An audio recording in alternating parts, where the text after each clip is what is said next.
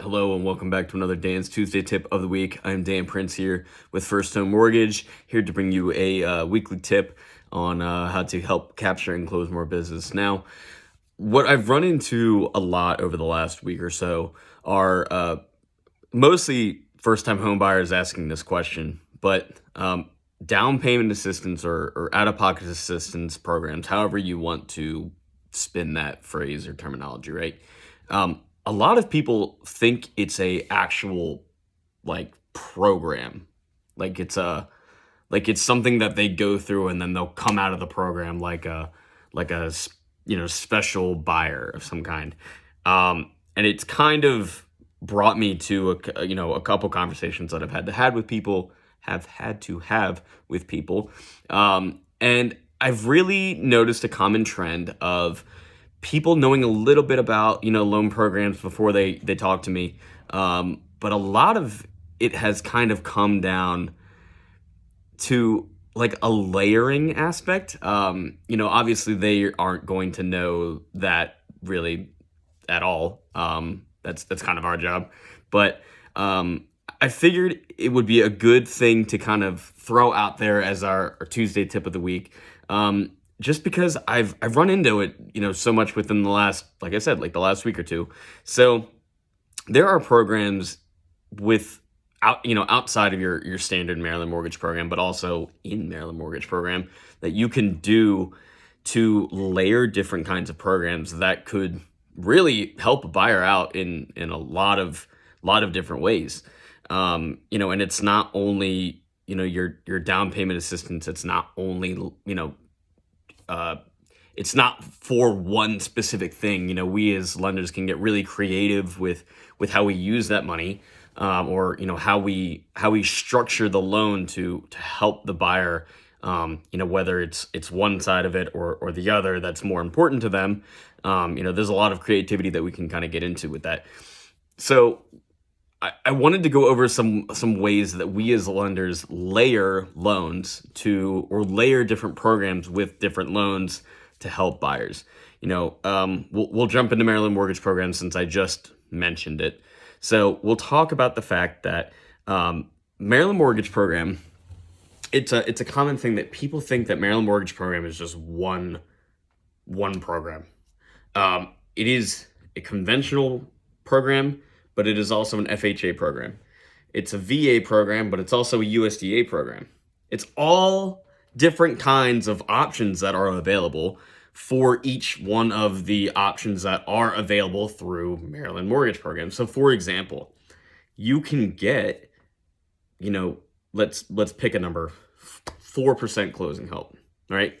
That closing help could be applied to a USDA loan, which when we look at what a USDA loan is, right, you're talking about 100% financing with then 4% closing help. You're getting rid of just about all of it. Actually, you might get rid of more than what you need, and you might have to back down to 3%, right? And then we'll jump into, the fact of, let's say we'll use FHA instead of conventional, right? Or let's just say we are using conventional. We can go into different parts of a conventional loan that could, let's say they don't qualify for one, conventional product, but they do on an affordable conventional product. Pair that with a Maryland mortgage program, and you can really, really kind of fit, the client into some boxes. So, along with that, right, Maryland mortgage program has a, if 3% closing help is too much, you can then go to a $6,000 assistance, which can be layered with your house keys for employees, which is a matching system provided by the employer that the person works for. Typically, you see it most common with like county workers or state workers. So if you're a teacher or if you work for, I don't know, something in the county, right? Like highway patrol, or not highway patrol, highway maintenance, I think. Yeah. You know what I'm trying to say. Those county workers can take advantage of the $6,000 plus the matching program from Maryland mortgage program. Also, on top of that, there is a smart keys for employees, which is just another layer to those already two. You can you can get an additional $1,000 if the person is buying within a targeted area, and I believe it's within 10 miles of their employment, like their HQ. So if their office is, like for example, mine's in Prince Frederick. If I lived in, I don't know, somewhere in Prince Frederick, then and I was, utilizing that Smart Keys for employees, I would be able to get just an additional $1,000 in assistance by working where I work, utilizing the program, and my lender layering, those different kinds of programs. With First Home specifically, we like to get as best of a deal for our clients as possible, sure. But on top of that, let's say we use a conventional loan. Well, then we look into a Home Ready or a Home Possible program to get a better rate. It's typically cheaper on the back end of it. Not going to go into all of those specifics. But if we're going to talk about, layering, well, we could really dive into that. We could dive into certain, AMI, which is income limits, certain income limits for different programs, if they can fit within a targeted area or not. Let's just say we talk about a Home Ready and then they are under 80% AMI. Well, then they qualify for First Home's Dream Program. Well, what's the Dream Program? It's $3,000 grant that we as, we First Home are giving to the clients. They can use that for any closing cost, out-of-pocket assistance type expenses. So me personally, I like using it for paying for points. The Home Ready program already comes with a cheaper, mortgage rate. Well, why not pay the points? It's already on you. And if, $3,000 to some folks might mean the world, but in a conventional setting, it might not mean a whole lot. So why not use that money to make this, situation even sweeter? And if they're in, let's say they don't make a whole lot of money, but they have amazing credit, and conventional loans really, really make the most sense.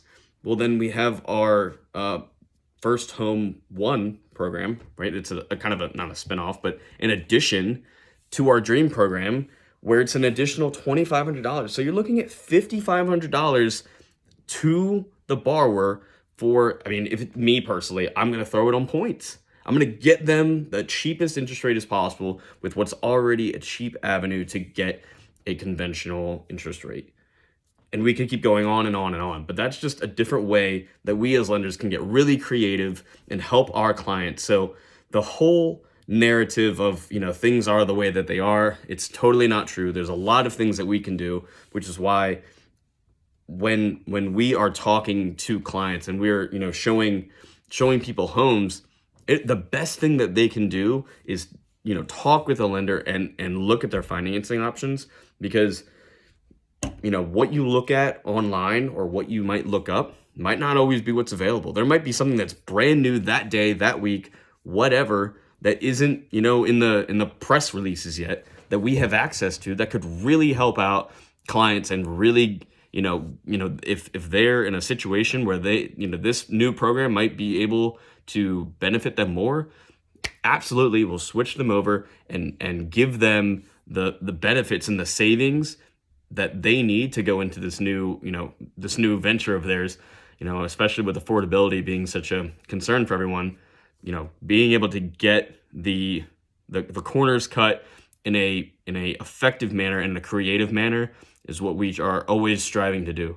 So if you have any questions on how, I could potentially help you, any programs that First Home has that could help your clients, please don't hesitate to reach out. And I hope that this has maybe, got the gears turning for any potential clients that might be kind of stuck in a rut. Some banks are, they're known for kind of, keeping their clients within, you have to form to their box, where we're the opposite. We're trying to find a box that fits your client. So give me a shout if you have any questions, and I hope you have a great week. Thanks.